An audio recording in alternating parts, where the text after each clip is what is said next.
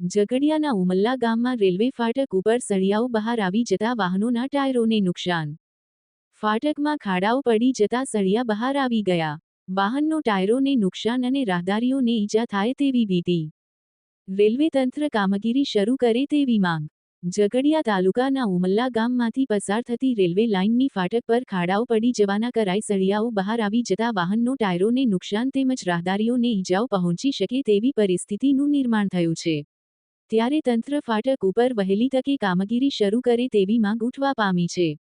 ઝઘડિયાના ઉમલ્લા ગામ નજીકથી Ankleshwar Rajpipla railway line પસાર થાય છે અને ઉમલ્લા ગામ ખાતે રેલવે લાઇનની ફાટક મૂકવામાં આવી છે. જો કે રેલવે લાઇન હાલ બંધ હાલતમાં છે અને ઉમલ્લા ગામની ફાટકમાંથી નાના મોટા વાહનો પસાર થાય છે. ત્યારે આ રેલવે ફાટક ઉપર ખાડાઓ પડી ગયા છે, જેના કારણે સળિયાઓ બહાર આવી ગયા હોવાથી વાહન ચાલકો મુશ્કેલીમાં મુકાયા છે. બહાર આવી ગયેલા સળિયાઓના કારણે નાના મોટા વાહનોના ટાયરોને નુકસાન થઈ રહ્યું છે. સળિયાઓના કારણે ટાયરો ફાટવાના બનાવો બન્યા છે તેમજ રાહદારીઓને ઈજાઓ પહોંચે તેવી પરિસ્થિતિ ઊભી થઈ છે. ત્યારે તંત્ર વહેલી તકે ફાટક ઉપર સમારકામ કરે તેવી માંગણી ઉઠવા પામી છે. રિપોર્ટ નિમેશ ગોસ્વામી, ઝઘડિયા. ઉમલ્લા દુમાલા વાઘપુરા બજારમાં જે મેઇન જવાનો રસ્તો એ રેલવે અંકલેશ્વર રાજપીપલાની રેલવે લાઇન જાય છે.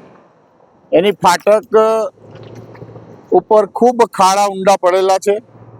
ખાડા પડેલા છે તો વાંધો નહીં, પણ એના નીચે સળિયા બધા બહાર આવી ગયેલા છે, જે વાહનોના ટાયરોમાં ખૂપી જાય, માણસોને વાગે, નુકસાન થાય, શારીરિક રીતે નુકસાન થાય એ સ્થિતિમાં છે. અને રોજના હજારો વાહનો અહીંયાથી પસાર થઈ રહ્યા છે.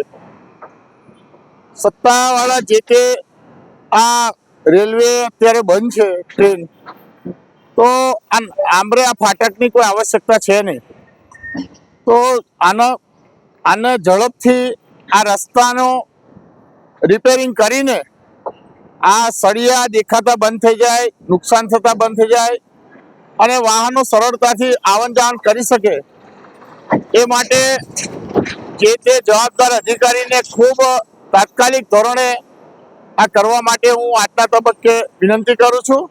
આપ પણ અહીંયાથી આ ગાડી લઈને પસાર થાવ તો આપણને ખ્યાલ આવશે કે આ ફાટક પર શું સ્થિતિ છે, સળિયા કેવા નીકળી ગયેલા છે. હું એ બતાવું છું. આ સળિયા છે, આ સળિયા છે, આ સળિયા છે, આ સળિયા વાગે એવા છે લોકો.